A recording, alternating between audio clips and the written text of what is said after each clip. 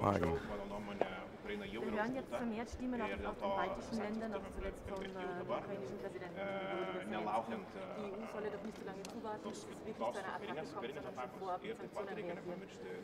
Sie das auch? Und die Diskussion kenne ich. Als ich vor 2 Wochen in Kiew war und mit dem Präsidenten gesprochen habe, war das auch damals schon Thema. Wir haben gesagt, warum gibt sie die Sanktionen nicht jetzt schon bekannt, beziehungsweise verhängt sie schon. Ganz offen, Sanktionen sind eine Reaktion. Das ist ja wie eine Art Bestrafung, wenn man so will. Das kann man nicht im Vorfeld machen und sollte man auch nicht. Und wir haben immer gesagt, als Europäische Union, dass wir jeweils auf den Akt der Aggression verhältnismäßig reagieren werden. Und daran sollten wir uns auch halten. Und ich finde auch den Zugang, dass wir gesagt haben, wir werden nicht im Vorfeld bekannt geben, wie dieses Sanktionspaket im Detail ausschauen wird, ist auch richtig. Weil man nicht genau weiß, wie die Route ausschaut, dann hat das doch eine psychologische Wirkung. Man sieht ja jetzt schon Angriffe, Cyberattacken, es ist schon Unruhe, es ist keine Aggression. Also wir haben eine Desinformationskampagne laufen, die seinesgleichen oder ihresgleichen sucht. Wir haben an der Kontaktlinie die höchste Anzahl an Übergriffen seit 2015. Aber das haben wir leider Gottes in den vergangenen Jahren auch gehabt. Das ist noch nicht die militärische Aggression von Russland, von der wir sprechen. Aber ja, die Zeichen sind sozusagen stehen auf Sturm. Wir haben eigentlich fast 2/3 der konventionellen Streitkräfte Russland, die momentan an der ukrainischen Grenze stehen. Also das Szenario ist immer noch sehr beunruhigend. Und wir haben unsere Antwort in der Schublade und werden sie rausziehen, wenn es notwendig ist. Ich hoffe weiterhin, dass es nicht dazu kommt. Herr Außenminister, Sie haben gestern in einem zweiten Interview gesagt, Österreich habe 1938 am eigenen Leibe spüren müssen, wie es ist, alleine gelassen zu werden.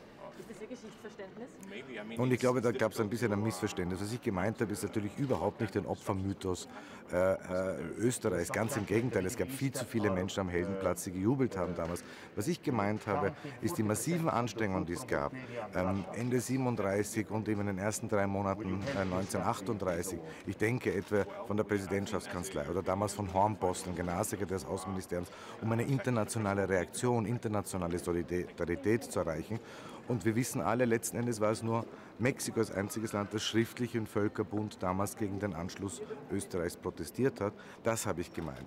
Das ist so eine ganz andere Debatte, was Heldenplatz betrifft und was sozusagen das Völkerrecht betrifft. Das war mein Satz gestern.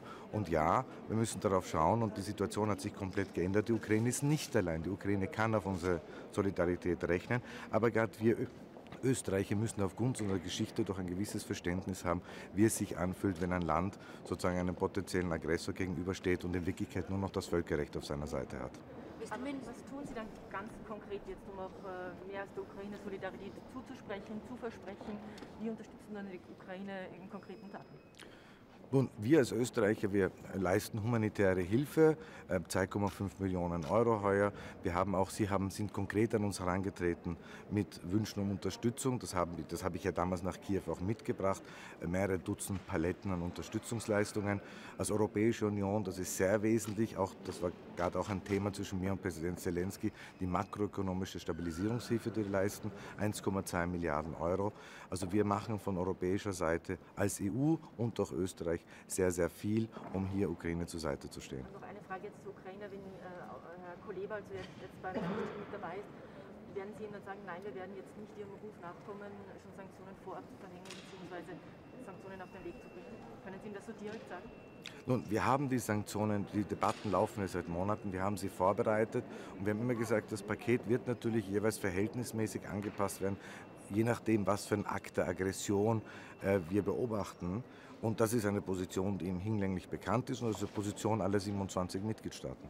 Minister, Danke. Minister, one question on Bosnia and Herzegovina, please. Yes. If I can have your stand, your Austrian position on today's discussion, mainly on 2 topics, which is one is sanctions on Republika Srpska, and the other is constitutional and electoral reform. Please, thank you. Yeah. You know that Bosnia-Herzegovina is very close to our heart and it's basically a neighbor and I'm very much involved also personally in discussions. I had discussions with many acting personalities in the Munich Security Conference and yes, the development we see is extremely worrisome.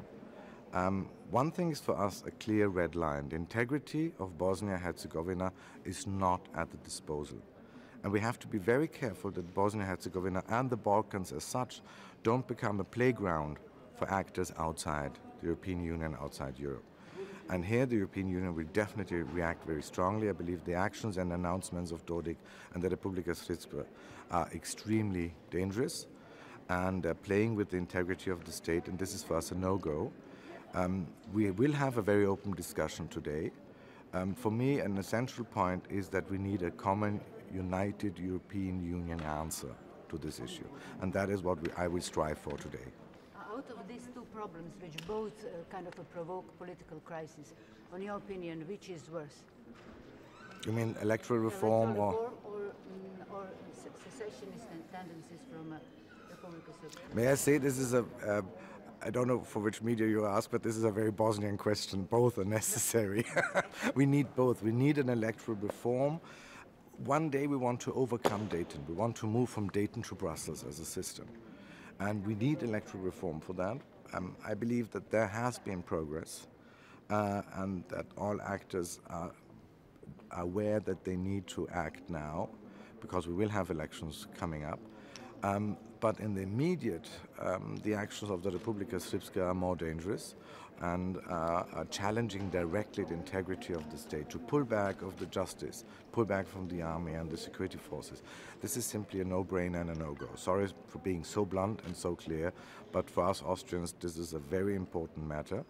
And yes, we will think very hard about what kind of reactions there will be. We already are withholding very substantial funds, and we will continue to do so. If Republika Srpska has not showing any interest to keep the integrity of the state, then they will feel the consequences, and they will definitely feel them. Minister, experience show that sanction doesn't work, especially with Russia.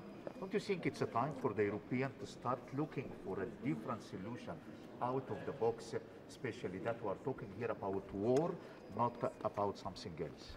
Well, I mean, you're aware that the diplomatic instruments are limited.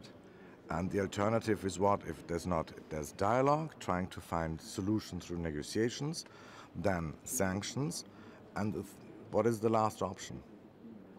A military confrontation? I don't believe we want to contemplate that. So yes, sanctions sometimes do not work, but they do to a certain degree, and they really clearly show where we stand, and they are painful.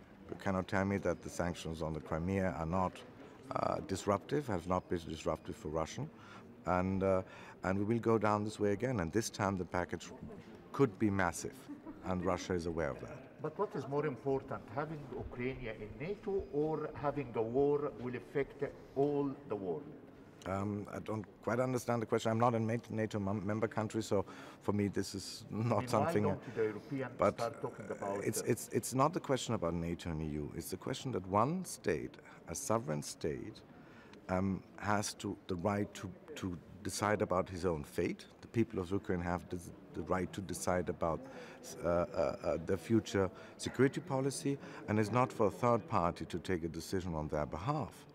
And that is a basic principle we have established after the final acts of Helsinki and after the fall of the Berlin Wall. And we have restated it again and again with the Russians. So there are many agreements which the Russians have ratified which state these principles. And that's the basic point. And we cannot stand by idly if a country believes that it can move borders by force in the 21st century on the European continent. It's as easy as that. Minister, what do you think about the situation in Belarus? If I may, I will move to the... Ganz lieb von Ihnen. Fürchten Sie eigentlich, dass Russland demnächst